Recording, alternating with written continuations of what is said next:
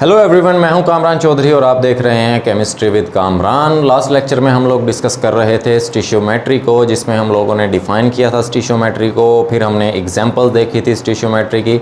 अब स्टिशियोमेट्री को हम बेसिकली, मैं आपको रिमाइंड करवा देता हूं कि स्टिशियोमेट्री होती क्या है। बेसिकली स्टिशियोमेट्री केमिस्ट्री की वो ब्रांच है जिसमें हम रिएक्टेंट्स और प्रोडक्ट्स के दरमियान क्वांटिटेटिव रिलेशनशिप को डिस्कस करते हैं। क्वांटिटेटिव रिलेशनशिप को क्या करते हैं, स्टडी करते हैं। इसको हम क्या बोलते हैं, स्टिशियोमेट्री बोलते हैं, राइट। आज का लेक्चर जो है हमारा वो बड़ा ही एक इंटरेस्टिंग लेक्चर होने वाला है, जो कि है लिमिटिंग रिएक्टेंट का। ठीक है, आज के लेक्चर में हम सबसे पहले तो ये देखेंगे कि एक केमिकल रिएक्शन क्या होता है। फिर मैं आपको बताऊंगा कि केमिकल रिएक्शन के लिए जो आप केमिकल इक्वेशन राइट करते हैं वो क्या होती है। उसके बाद फिर हम रिएक्टेंट्स की टाइप्स देखेंगे कि दो टाइप्स के रिएक्टेंट्स होते हैं, दो तरह के रिएक्टेंट्स हम लोग नॉर्मली यूज़ करते हैं अपने किसी भी केमिकल रिएक्शन के दौरान। एक को बोलते हैं आप एक्सेस रिएक्टेंट, जो कि आपके पास ज़्यादा अमाउंट में मौजूद होता है। एक को बोलते हैं आप लिमिटिंग रिएक्टेंट, जो कि आपके पास कम अमाउंट में मौजूद होता है। ठीक है, सो हम ये सारा कुछ आज बड़ा डिटेल से एक्सप्लेन करेंगे। अब जिन लोगों ने लास्ट लेक्चर्स नहीं देखा हुआ स्टिशियोमेट्री कैलकुलेशंस का, मैं नीचे डिस्क्रिप्शन में लिंक भी दे दूंगा, या आप चैनल पर जाएंगे तो प्लेलिस्ट मौजूद है आपकी क्लास 11 के चैप्टर नंबर 1 बेसिक कॉन्सेप्ट्स की। वहाँ पर आपको तमाम के तमाम प्रीवियस लेक्चर्स मिल जाएंगे इस चैप्टर से रिलेटेड। ठीक है, फिर भी अगर आप लोगों का कोई क्वेश्चन होता है देन आप नीचे कमेंट सेक्शन में मुझसे पूछ सकते हैं, या आप मुझे पर्सनल ईमेल भी कर सकते हैं। डिस्क्रिप्शन में ईमेल भी आपको प्रोवाइड कर दिया गया है। ठीक है, आज हम सबसे पहले जो फर्स्ट डेफिनेशन है हमारी, मैं आपको ये बता दूं कि केमिकल रिएक्शन बेसिकली क्या होता है, ताकि आपको आगे फिर रिएक्टेंट्स को समझने में आसानी हो जाए। सबसे पहले हम लोग देख लेते हैं कि केमिकल रिएक्शन क्या होता है basically.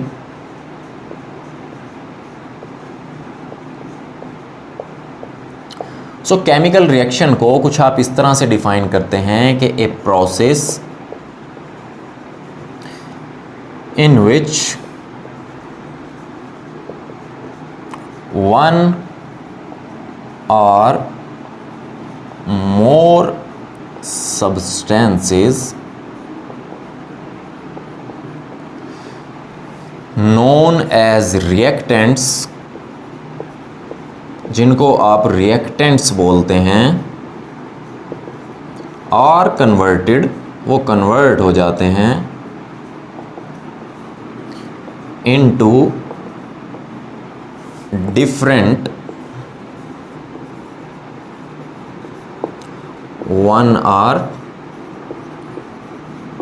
more substances known as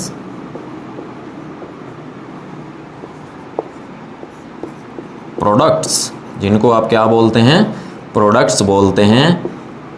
इस प्रोसेस को आप क्या बोलते हैं, केमिकल रिएक्शन बोलते हैं।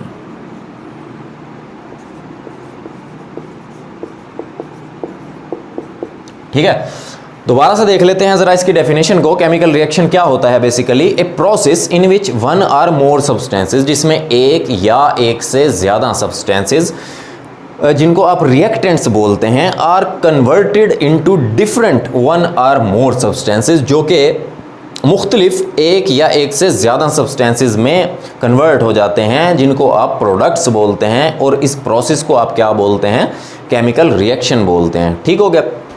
अब मैं आपको ये भी बता देता हूँ कि एक केमिकल इक्वेशन क्या होती है, आप कैसे एक केमिकल इक्वेशन को डिफाइन करते हैं। स्टेप बाय स्टेप हम लोग आगे जाएंगे ताकि आपको ये लेक्चर बड़ा आसानी से क्लियर होता जाए। ठीक है, सो केमिकल इक्वेशन क्या होती है, an equation which is the symbolic representation of substances in the form of formulas is called chemical equation, उसको आप क्या बोलते हैं? केमिकल इक्वेशन बोलते हैं। दोबारा से देख लेते हैं इसकी डेफिनेशन को। केमिकल इक्वेशन क्या होती है? बेसिकली ऐसी इक्वेशन जिसमें आप सिंबॉलिक रिप्रेजेंटेशन करते हैं किस चीज़ की? सब्सटेंसेस के फार्मूलाज की, ठीक है, कि डिफरेंट सब्सटेंसेस के जो फार्मूले होते हैं उनको आप सिंबॉलिकली आप रिप्रेजेंट करते हैं एक इक्वेशन में, देन उसको आप क्या बोलते हैं? केमिकल इक्वेशन बोलते हैं। ठीक हो गया। फॉर एग्जांपल वाटर वाली इक्वेशन ही देख लो, जेडी तुसी बचपन तो पढ़ते आ रहे हो, प्रिपरेशन ऑफ वाटर, ठीक है, H2O। अब यहाँ पर देखें ये हाइड्रोजन और ऑक्सीजन और वाटर H2O, ये क्या है? बेसिकली ये सब्सटेंसेस हैं, ठीक है। आपने इन सब्सटेंसेस को रिप्रेजेंट कर दिया इनके सिंबल्स से, ठीक है। सो बेसिकली ये जो सिंबल्स होते हैं ये इनकी पहचान होती है, इनके नाम होते हैं, ठीक है। अब जैसे मैं आपको कहूँ कि हाइड्रोजन राइट करें तो आप कैसे करेंगे? H2 लिख देंगे, आप पता चल जाएगा कि ये जो सिंबल है ये हाइड्रोजन का है, ठीक है। इसी तरह से ऑक्सीजन को अगर आपको कहा जाए कि ऑक्सीजन को रिप्रेजेंट करें, देन आप O2 लिख देंगे, पता चल जाएगा कि O2 जो है वो किस चीज़ का सिंबल है? ऑक्सीजन का सिंबल है। इसी तरह वाटर को H2O से रिप्रेजेंट करते हैं, ठीक हो गया। अच्छा, अब यहाँ पर हम लोगों ने रिएक्टेंट्स और प्रोडक्ट्स भी क्लियर कर लिए कि रिएक्टेंट्स क्या होते हैं। वो सब्सटेंसेस, एक या एक से ज़्यादा सब्सटेंसेस जो कि कन्वर्ट हो रहे होते हैं, जिन्होंने रिएक्ट करना होता है, जिन्होंने कन्वर्ट होना होता है, उनको आप क्या बोलते हैं? रिएक्टेंट्स बोलते हैं। जो नॉर्मली इक्वेशन के लेफ्ट साइड पे लिखे जाते हैं, जहाँ एरो की जो टेल होती है उस तरफ लिखे जाते हैं, ठीक है। और जो प्रोडक्ट्स होते हैं वो क्या होते हैं? एक या एक से ज़्यादा सब्सटेंस जो कि कन्वर्ट होने के, रिएक्टेंट्स के कन्वर्ट होने के बाद जो एक या एक से ज़्यादा नया सब्सटेंस बनता है उसको आप क्या बोलते हैं? बेसिकली प्रोडक्ट्स बोलते हैं। जैसे यहाँ पर वाटर आपके पास एक प्रोडक्ट है जो कि हेड के दूसरी तरफ लिखा हुआ होता है, ठीक है, एरो के हेड के जो दूसरी तरफ लिखा हुआ होता है। नॉर्मली प्रोडक्ट्स को हम राइट साइड पे ही राइट करते हैं और रिएक्टेंट्स को हम लेफ्ट साइड पे राइट करते हैं। सो अभी तक आपको केमिकल रिएक्शन और केमिकल इक्वेशन का अच्छे से क्लियर हो गया होगा। रिएक्टेंट्स क्या होते हैं, प्रोडक्ट्स क्या होते हैं, ये भी क्लियर हो गया होगा। अब हम चलते हैं ज़रा कि जो जैसे मैंने आपको स्टार्ट में बताया कि हम रिएक्टेंट्स दो तरह से लेते हैं अमूमन जब हमने कोई भी केमिकल रिएक्शन करवाना होता है। एक रिएक्टेंट जो है, कुछ रिएक्टेंट्स या एक रिएक्टेंट्स हम लोग एक्सेस अमाउंट में लेते हैं, ज़्यादा क्वांटिटी लेते हैं, ठीक है। और वो रिएक्टेंट्स जिनकी अमाउंट हम महदूद लेते हैं, मीन्स के थोड़ी सी लेते हैं, ठीक है। किस वजह से थोड़ी लेते हैं? क्योंकि वो एक्सपेंसिव होते हैं, ठीक है। तो उनके एक्सपेंसिव होने की वजह से उनकी थोड़ी अमाउंट ली जाती है, देन उनको हम क्या बोलते हैं? लिमिटिंग रिएक्टेंट्स बोलते हैं। अब तक आपको थोड़ा सा आइडिया हो गया होगा कि जो हमारा टॉपिक है लिमिटिंग रिएक्टेंट, हम कैसे उस लिमिटिंग रिएक्टेंट को डिफाइन करते हैं और कैसे हम एक्सेस रिएक्टेंट को डिफाइन करते हैं। बट इन डिटेल अभी हम चलते हैं उसकी डेफिनेशंस के ऊपर। वैसे तो हमारा टॉपिक है लिमिटिंग रिएक्टेंट, ठीक है, बट अब अगर आपको एक्सेस रिएक्टेंट का भी नहीं पता चलेगा देन आप कोई फ़ायदा नहीं है लिमिटिंग रिएक्टेंट को समझने का, ठीक है। सो हम लिमिटिंग रिएक्टेंट के साथ साथ किसको डिफाइन करेंगे? एक्सेस रिएक्टेंट को भी डिफाइन करेंगे ताकि आपको ये टॉपिक बहुत अच्छे से क्लियर हो जाए, ठीक है। सो सबसे पहले हम लोग लिमिटिंग रिएक्टेंट को डिफाइन कर लेते हैं कि लिमिटिंग रिएक्टेंट क्या होता है। कि a reactant which control the amount of products due to its smaller amount is called limiting reactant. कि ऐसा रिएक्टेंट जो कि कंट्रोल करता है अमाउंट ऑफ प्रोडक्ट को। अब अमाउंट ऑफ प्रोडक्ट को कैसे कंट्रोल करता है? ऑब्वियस सी बात है कि जब ये लिमिटिंग रिएक्टेंट ख़त्म हो गया, सपोज, ठीक है, सारे का सारा यूज़ हो गया, देन प्रोडक्ट्स बनेंगे? नहीं बनेंगे, प्रोडक्ट्स बनना बंद हो जाएंगे। सो इस तरह से आप कह सकते हैं कि a reactant which control the amount of product, जो कि प्रोडक्ट की अमाउंट को कंट्रोल करता है, नए बनने वाले सब्सटेंसेस की अमाउंट को कंट्रोल करता है। किस वजह से? Due to its smaller amount, अपनी अमाउंट कम होने की वजह से, ठीक है। अच्छा, एक और तरह से इसको डिफाइन करते हैं। जो डेफिनेशन आपको ईजी लगे ना वो आप राइट कर सकते हैं। एक और तरह से कैसे डिफाइन करते हैं इसको कि a reactant which consume earlier, जो कि जल्दी ख़त्म हो जाता है, ऐसे रिएक्टेंट को आप क्या बोलते हैं? लिमिटिंग रिएक्टेंट बोलते हैं, ठीक है। सो इस तरह से भी आप इसको डिफाइन कर सकते हैं। एक और डेफिनेशन है लिमिटिंग रिएक्टेंट की, वो क्या है वो भी आपको मैं बता देता हूं कि a reactant that gives least amount of product, ठीक है। ऐसा रिएक्टेंट जो कि प्रोडक्ट की कम अमाउंट प्रोड्यूस करे, कम प्रोडक्ट्स प्रोड्यूस करे, उसको आप क्या बोलते हैं?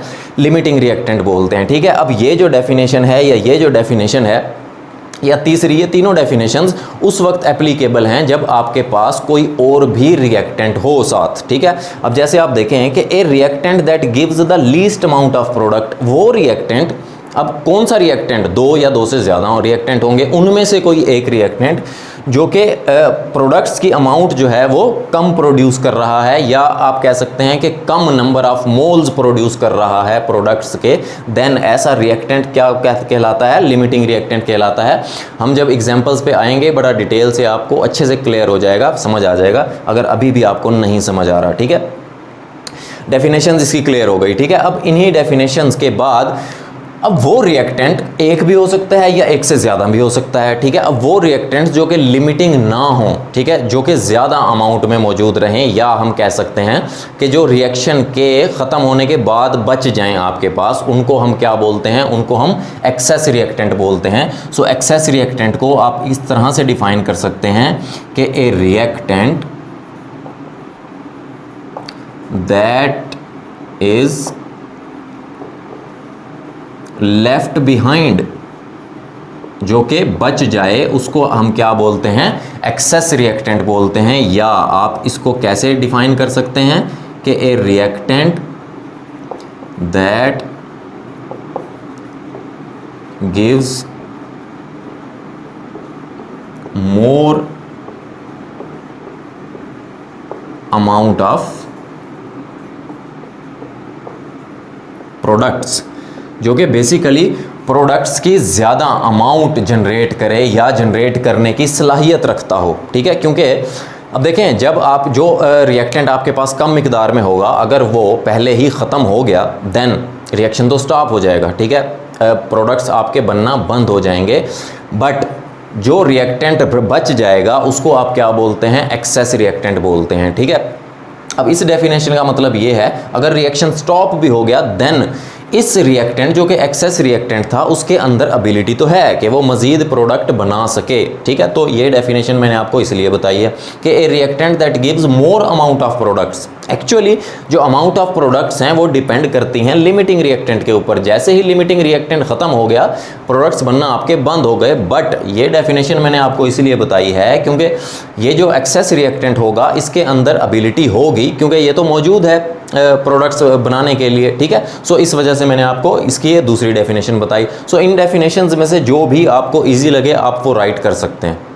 अभी तक हम लोग stoichiometry calculations, limiting reactant, excess reactant, ये सब कुछ हम पढ़ चुके हैं। इनकी डेफिनेशंस हमने पढ़ी, स्टिशियोमेट्री कैलकुलेशंस भी हमने कुछ की, लास्ट लेक्चर में हमने एग्जांपल्स भी देखी, ठीक है।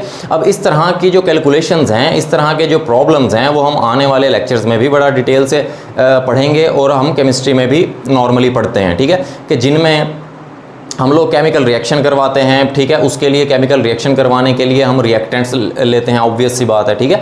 अब कुछ रिएक्टेंट्स जो एक्सपेंसिव होते हैं वो आप लिमिट के अंदर, मींस कि उनकी थोड़ी अमाउंट लेते हैं, जैसे अभी हमने एक्सप्लेन किया, डिफाइन किया, उसको हम लिमिटिंग रिएक्टेंट बोलते हैं, ठीक है। और कुछ रिएक्टेंट आप एक्सेस क्वांटिटी में लेते हैं, जो कि ज़्यादा मिकदार में लेते हैं, जो कि नॉन एक्सपेंसिव होते हैं, ठीक है। एक्सपेंसिव इतने ज़्यादा नहीं होते। अगर कॉमन सी मैं आपको जैसे एग्जाम्पल दूँ हमारे घर की, जैसे आजकल वैसे बड़ी गर्मी है, ठीक है, जामे तुसी बनाते हो तो पानी लेते हो, ठीक है। पानी के अंदर जो है आपने शुगर ऐड करनी होती है, चीनी डालनी होती है, ठीक है। सो पानी आप ज़्यादा लेते हैं, ठीक है, और शुगर जो है क्या करते हैं आप? कम मिकदार में लेते हैं, ठीक है, क्योंकि ऑब्वियस सी बात है, पानी से अगर आप कंपेयर करें शुगर को, तो शुगर एक्सपेंसिव है, ठीक है, और जिन्ना तुसी मिठा पीना होता है उतनी पाओगे, ठीक है, थोड़ी मतलब लिमिट में आप डालते हैं शुगर को, ठीक है। सो इस तरह जब आप पानी के अंदर शुगर ऐड करते हैं तो वो पानी उसको डिज़ोल्व करता है, देन आप कह सकते हैं कि शुगर जो है वो लिमिटिंग रिएक्टेंट है। वाटर अगर आपने बहुत ज़्यादा लिया हुआ है, ठीक है, 2 चम्मच आपने शुगर डाल दी और वो उसमें डिज़ोल्व हो गई, तो वाटर अगर आपने ज़्यादा लिया हुआ है तो इसका मतलब है वाटर जो है वो फर्दर जो है 1 या 2 3 4 चम्मच जो है वो अपने अंदर ऐड करने की एबिलिटी रखता है, ठीक है। और तो आप कह सकते हैं कि वाटर जो है वो क्या है, एक्सेस अमाउंट में है, एक्सेस रिएक्टेंट है, और जो शुगर है वो क्या है, लिमिटिंग रिएक्टेंट है, ठीक है। फिर इसी तरह से अगर मैं आपको केमिस्ट्री से रिलेटेड एग्जांपल दूं, जैसे कंबस्टन का प्रोसेस है, बर्निंग का प्रोसेस है, किसी भी चीज़ का जलना, ठीक है। अब आपको पता है कि कंबस्टन का जो प्रोसेस है, जलने का जो प्रोसेस है, वो ऑक्सीजन की मौजूदगी में होता है, ठीक है।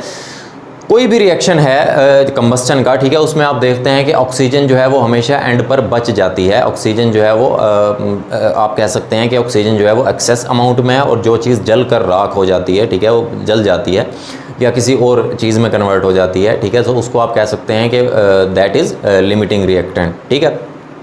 सो इसी से रिलेटेड हम लोग कुछ एग्जांपल्स देखते हैं अब कि लिमिटिंग रिएक्टेंट क्या होता है और एक्सेस रिएक्टेंट क्या होता है, आपको अच्छे से क्लियर हो जाएगा, ठीक है। सो पहली एग्जांपल हम लोग देखते हैं। पहली एग्जांपल में तुसी बन जाओ थोड़ी देर वास्ते कुक, ठीक है। तुसी बनाने ने सैंडविच, तो सैंडविच बनाने लई ना एग्जांपल नंबर है 1, ठीक है। पहली चीज़ लैनी है तुसी कबाब, ठीक है। कबाब तुसी ले ले 30 कबाब ले लिया आपने, ठीक है। फिर कबाब के बाद आपने लेनी है ब्रेड्स, ठीक है। ब्रेड्स आपने ले ली 5, ठीक है। अब उन ब्रेड्स में जो 5 ब्रेड्स ली ना, तो उनमें जो स्लाइसेस निकले वो टोटल कितने हैं, 58 स्लाइसेस निकले, ठीक है। अब आपको पता है कि जो एक सैंडविच होता है, ठीक है, उसमें 2 स्लाइस यूज़ होते हैं एक सैंडविच बनाने के लिए, ठीक है। और एक सैंडविच बनाने के लिए आपने 1 कबाब यूज़ करना है, ठीक है। जब आपके पास टोटल स्लाइसेस कितने हैं, 58 स्लाइसेस हैं, तो और एक सैंडविच बनाने के लिए आपको 2 स्लाइसेस चाहिए होते हैं, तो इसका मतलब है आपके पास कितने सैंडविचेस बनेंगे,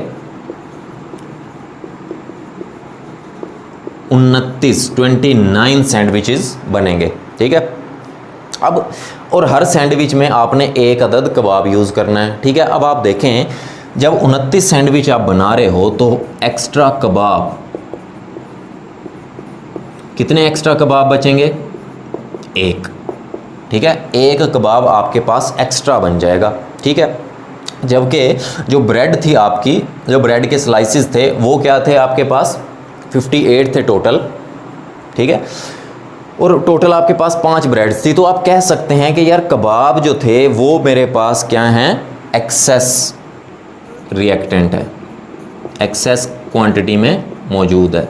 तो जो एक्सेस रिएक्टेंट आ जाएगा हमारे किचन में, ठीक है, वो क्या आ जाएगा, कबाब, ठीक है। और स्लाइसेस जो थे वो आपके पास आ गए लिमिटिंग रिएक्टेंट, क्योंकि स्लाइसेस सारे के सारे क्या हो गए, ख़त्म हो गए, ठीक है। सो लिमिटिंग रिएक्टेंट क्या आ गए, स्लाइसेस, ठीक है। सो ये तो थी एक जनरल सी एग्जांपल, ठीक है। अब एक और एग्जांपल हम देख लेते हैं, वाटर की ही देख लें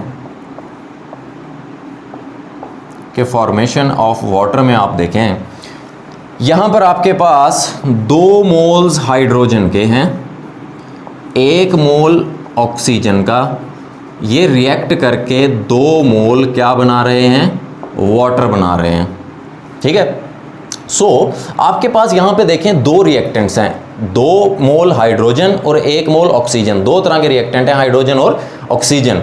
सबसे पहले हम हाइड्रोजन को कंपेयर करते हैं किसके साथ, वाटर के साथ, ठीक है। जब हमने हाइड्रोजन को कंपेयर किया वाटर के साथ, हमें पता लगा कि 2 मोल हाइड्रोजन के कितने मोल वाटर के बना रहे हैं, 2 मोल्स वाटर के बना रहे हैं, ठीक है। अगर 1 मोल हाइड्रोजन का होता तो अकॉर्डिंग टू इक्वेशन वो 1 ही मोल वाटर का बनाता, क्योंकि जितना हाइड्रोजन खुद है उतने ही मोल वो वाटर के बना रहा है, ठीक है।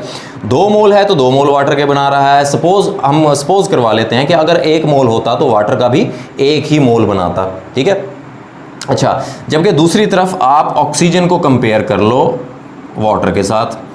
अब यहाँ पर आप देखें ऑक्सीजन का 1 मोल वाटर के कितने मोल्स बना रहा है, 2 मोल बना रहा है, ठीक है। अगर ऑक्सीजन के 2 मोल्स होते देन वाटर के कितने मोल्स बनते, 4 मोल्स बनते, ठीक। तो इसका मतलब ये है कि ऑक्सीजन जितना खुद है ना अपने से ज़्यादा वो वाटर बना रहा है, वाटर के मोल्स, ठीक है।